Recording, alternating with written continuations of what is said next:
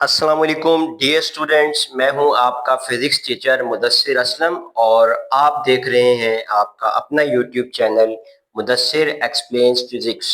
सो dear students, जैसा कि आपको पता है कि हम नाइन्थ फिजिक्स न्यू बुक की एक लेक्चर सीरीज लेकर चल रहे हैं, जिसमें हम ऑलरेडी 4 टॉपिक्स जो हैं वो कवर कर चुके हैं। और चैप्टर नंबर 2 का जो हमारा आज का टॉपिक है वो है रेस्ट एंड मोशन।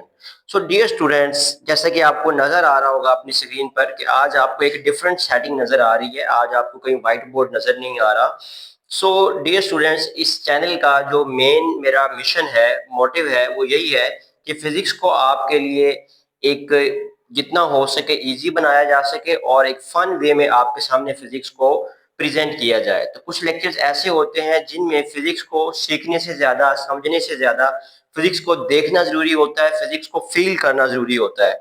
तो इसी पॉइंट ऑफ व्यू को सामने रखते हुए ये आज का लेक्चर मैं आपके सामने स्लाइड्स की शक्ल में जो है प्रेजेंट कर रहा हूँ।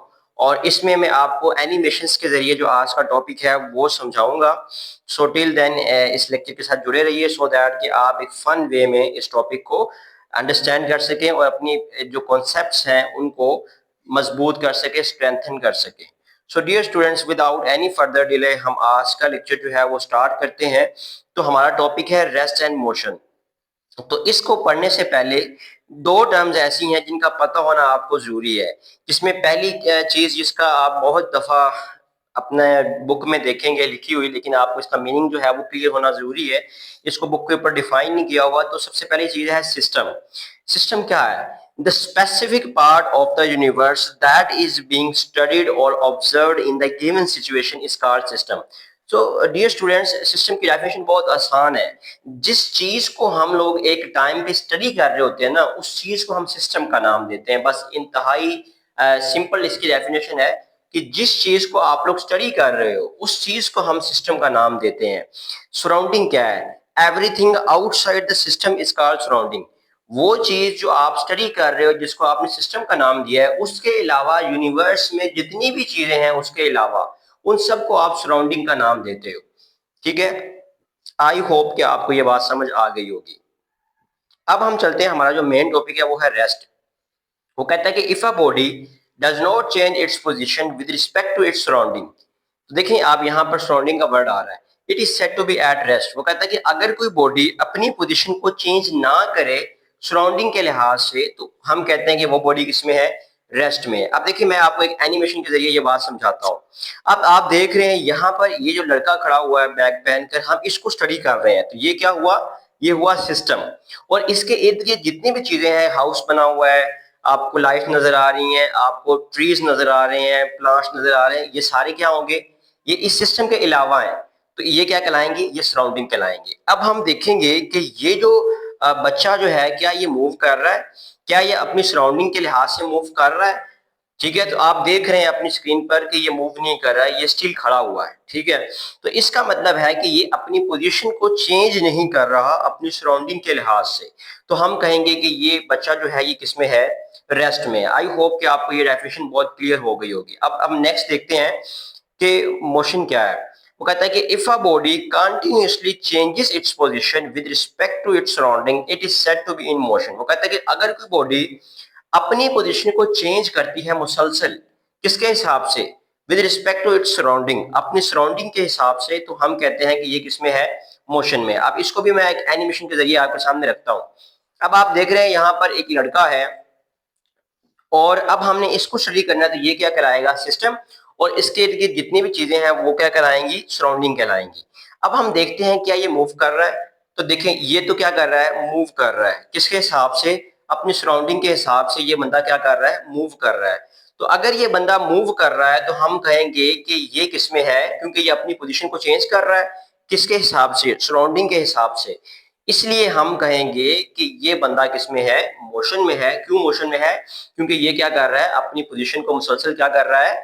चेंज कर रहा है अपनी सराउंडिंग के हिसाब से। ठीक है, तो इसलिए हम कहेंगे ये किसमें है, मोशन में है। अब बच्चे ना यहाँ पे आपकी बुक में ना एक वो लाइन लिखता है, ये लाइन वैसे इंटरमीडिएट लेवल पे आपको ये बताई जाती है, लेकिन मैं आपकी बेसिक्स के ऊपर काम कर रहा हूँ, तो मैं चाहूंगा कि आपको ये लाइन अभी से ये बहुत क्लियर हो कि इस लाइन का मतलब क्या है। वो लाइन लिखता है, द स्टेट ऑफ रेस्ट और मोशन इज ऑलवेज रिलेटिव। वो कहता है कि जो रेस्ट या मोशन की जो हालत है ये हमेशा क्या होती है, रिलेटिव होती है। अब रिलेटिव होने का मतलब क्या है बच्चे, एक बात बहुत सिंपल है, वो आप अपने जहन में रखें कि रिलेटिव होने का मतलब ऐसी चीज जो एक बंदे के लिए कुछ और हो और किसी दूसरे बंदे के लिए कोई और हो। मतलब एक बंदा एक पॉइंट ऑफ व्यू से देखे तो वो और नजर आए, लेकिन जब कोई दूसरा बंदा उसको देखे तो उसको वो बात डिफरेंट नजर आए। तो अब वो कहता है कि whether something is at rest और in motion depends on the observer you choose as the reference point. अब देखें इसका आसान सा मतलब ये है बच्चे, जब आप ये बात कर रहे होते हैं कि फलां बॉडी जो है वो रेस्ट में है या फलां बॉडी जो है वो मोशन में है, अब हम ये नहीं कह सकते कि वो बॉडी अगर रेस्ट में आपके लिए है तो वो किसी दूसरे के लिए भी रेस्ट में भी होगी। और अगर कोई बॉडी आपके लिए मोशन में है, आप उसे देख रहे हैं कि यार ये तो मोशन में है, तो क्या वो किसी तीसरे बंदे के लिए भी वो मोशन में होगी? तो ऐसा जरूरी नहीं है। ये डिपेंड करता है कि आपका रेफरेंस पॉइंट क्या है, आप किस हिसाब से उस बॉडी को देख रहे हैं। वो कहता है कि an object can be at rest when seen from one point of view. वो कहता है कि एक ऑब्जेक्ट जो है ना वो रेस्ट में हो सकता है जब हम उसे किसी एक एंगल से देखेंगे, but at the same object can be in motion when seen from another point of view। लेकिन अगर हम उसी ऑब्जेक्ट को किसी दूसरे पहलू से देखेंगे तो हमें लगेगा कि ये मोशन में है। इसकी वजह से मैं आपको ना एक बहुत बेसिक सी एग्जांपल देता हूँ। अब आप लोग यहाँ पर बैठे हैं, ठीक है, आप लोग यहाँ पर बैठे हैं, लेक्चर सुन रहे हैं। अब आप लोग क्या है, रेस्ट में है। आपकी सराउंडिंग के हिसाब से आप किसमें है, रेस्ट में है। तो आपके करीब अगर कोई बंदा बैठा हुआ है, उससे मैं कहता हूँ कि आपकी स्टेट के बारे में मुझे बताए कि आप रेस्ट में है या मोशन में, तो वो क्या कहेगा कि आप लोग तो रेस्ट में है। लेकिन बच्चे आप इमेजिन करें कि अब कोई बंदा स्पेस में गया हुआ है, अब वो स्पेस से आपको देख रहा है, क्योंकि आप अर्थ में मौजूद हैं और अर्थ क्या कर रही है, रोटेट कर रही है, अर्थ मूव कर रही है। अब वो बंदा स्पेस में बैठा हुआ है, ठीक है। अब अगर उससे पूछा जाए कि आप रेस्ट में है या मोशन में है, तो वो क्या कहेगा, क्योंकि वो स्पेस से देख रहा है, उसका जो रेफरेंस पॉइंट है वो क्या है, स्पेस है। अब वो क्या आपके बारे में कहेगा, वो कहेगा आप तो मोशन में हो। क्यों मोशन में हो, क्योंकि आप अर्थ में मौजूद हो और अर्थ क्या कर रही है, उसको नजर आ रही है, वो मूव कर रही है, तो इसलिए वो उसके हिसाब से आप मोशन में हो। लेकिन वो बंदा जो आपके साथ बैठा हुआ है उसके हिसाब से आप किस में हो, रेस्ट में हो। तो ये इस चीज की एक सबूत है कि जो मोशन है या रेस्ट है वो रिलेटिव है। मतलब ये ऐसी चीज है जो एक बंदे के हिसाब से कुछ और है और किसी दूसरे बंदे के हिसाब से जो एक डिफरेंट रेफरेंस पॉइंट से देख रहा है उसके हिसाब से वो स्टेट चेंज है। अब इसको भी मैंने एक एनिमेशन के जरिए आपको समझाने की कोशिश की है, तो चलते हैं उस एनिमेशन की जानिब। अब देखें, आपको यहाँ पर नजर आ रहा है कि एक बस स्टॉप है। अब एक लड़का है जो कि पीछे बैठा हुआ है, ठीक है, और वो बुक को रीड कर रहा है। अब ये वेट कर रहा है बस का, ठीक है, ये वहां पर बैठा हुआ स्टिल बुक रीड कर रहा है। अब इसके हिसाब से हम देखेंगे चीजें किस तरह चेंज होती हैं। अब देखें, एक बस आपको नजर आ रही है जिसके अंदर जो है पैसेंजर्स बैठे हुए हैं। अब आपसे मैं पूछता हूँ, आप लोग मुझे बताएं क्या ये बस मूव कर रही है? यस, कर रही है। अब अगर ये बस मूव कर रही है तो मैं अगर इस बाहर वाले बंदे से पूछूं जो बैठा हुआ है उस बस को देख रहा है मूव करता हुआ, उससे मैं अगर पूछूं कि ये जो पैसेंजर इसके अंदर बैठे हुए हैं क्या ये रेस्ट में है, तो वो कहेगा नहीं, बिल्कुल भी नहीं। मैं उससे कहूंगा क्यों, वो कहेगा क्योंकि वो बस के अंदर बैठे हुए हैं और बस मूव कर रही है, तो इसलिए वो पैसेंजर्स भी किसमें है, मोशन में है, ठीक है। लेकिन अगर क्या ही हो कि अगर मैं वो जो पैसेंजर्स बैठे हुए हैं बस के अंदर, यानी एक पैसेंजर एक सीट पे बैठा हुआ है, उसके साथ एक पैसेंजर बैठा हुआ है, वो जो उसके साथ पैसेंजर बैठा हुआ है अगर मैं उससे पूछूं कि आपके साथ जो ये इधर बंदा बैठा हुआ है क्या ये रेस्ट में है या मोशन में है, तो वो कहेगा ये तो रेस्ट में है। वो कहेगा ये तो अपनी पोजीशन को चेंज ही नहीं कर रहा, मेरे साथ बैठा हुआ है आराम से, तो ये तो अपनी पोजीशन को चेंज ही नहीं कर रहा, इसका मतलब ये रेस्ट में है। तो यहां से हमें क्या पता चलता है, यहां से हमें पता चलता है कि एक बंदा, ठीक है, उसके बारे में एक डिफरेंट बंदा जो एक डिफरेंट रेफरेंस से देख रहा है, एक डिफरेंट रेफरेंस पॉइंट से देख रहा है, वो कह रहा है कि ये किसमें है, मोशन में है। और एक दूसरा बंदा जो उसके साथ बैठा हुआ है, एक वो डिफरेंट रेफरेंस से देख रहा है, उसके हिसाब से वो बंदा किसमें है, रेस्ट में है। तो बच्चे यहाँ से ये बात क्लियर होती है कि जो मोशन की या रेस्ट की जो हालत है वो हमेशा क्या होती है, रिलेटिव होती है। मतलब ये है कि वो एक बंदे के लिए कुछ और होती है और किसी दूसरे बंदे के लिए कुछ और होती है। तो बच्चे कुछ चीजें होती हैं एब्सोल्यूट। एब्सोल्यूट का मतलब ऐसी चीज जो कि हर बंदे के लिए सेम होती है, वो चेंज नहीं होती, किस मर्जी एंगल से आप उसको देख लें वो चेंज कभी नहीं होगी। लेकिन जो मोशन की या रेस्ट की हालत है ये क्या होती है, रिलेटिव होती है। मतलब ये person to person point of view से क्या करती है, रेफरेंस पॉइंट के हिसाब से क्या करती है, वेरी करती है। तो बच्चों ये था हमारा आज का लेक्चर। अब हमेशा की तरह इसमें से मैं आपको शॉर्ट क्वेश्चन बताता हूँ कौन कौन से आ सकते हैं। जो पहला शॉर्ट क्वेश्चन बोर्ड के लिहाज से आपसे पूछा जा सकता है वो आपसे पूछा जा सकता है कि डिफाइन रेस्ट। अब इस सवाल को पूछने का एक तरीका ये भी हो सकता है, वो आपसे कह सकता है when a body is said to be at rest. तो आपने सिंपल जो आपकी बुक पे बॉक्स बना हुआ है ना, ठीक है, आपने वो इसमें लिख देना है। अब इसकी आपको एग्जांपल भी दे सकते हैं। इसी तरह अगर आपसे पूछा जाता है डिफाइन मोशन, ठीक है, ये भी पूछा जा सकता है। या इस सवाल को इस तरह भी पूछा जा सकता है कि when a body is said to be in motion.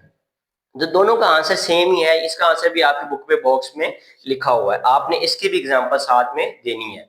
इसी तरह वो आपसे ये भी पूछ सकता है, अगर वो थोड़ा सा क्वेश्चन को कंसेप्चुअल बनाता है तो वो आपसे ये भी पूछ सकता है कि explain how the state of rest और मोशन इज रिलेटिव। वो आपसे पूछ सकता है कि इस बात को एक्सप्लेन करें कि रेस्ट की स्टेट या फिर मोशन की जो स्टेट है वो रिलेटिव कैसे है।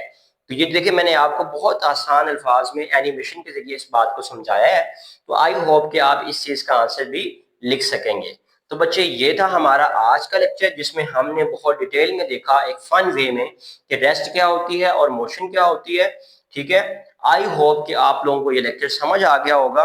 और बच्चे इसी तरह का यूजफुल कंटेंट और फिजिक्स को एक फन वे में समझने के लिए आप लोगों से मेरी रिक्वेस्ट है कि आप मेरे इस चैनल को सब्सक्राइब कर दें और बेल आइकन को प्रेस कर दें सो दैट कि जब भी एक नया लेक्चर अपलोड किया जाए तो आप तक उसकी नोटिफिकेशन पहुंच सके और आप अपने कॉन्सेप्ट को मजबूत कर सकें। इसके अलावा मेरी आपसे ये रिक्वेस्ट है कि आप लोग इस चैनल को और इस वीडियो को अपने बाकी के फ्रेंड्स के साथ भी जो है शेयर कर दें, जो लोग स्ट्रगल कर रहे हैं इस कॉन्सेप्ट को समझने के लिए। तो बच्चे आज के लिए इतना ही, मिलते हैं नेक्स्ट लेक्चर में। टिल देन अपना बहुत सा ख्याल रखें। अल्लाह हाफिज।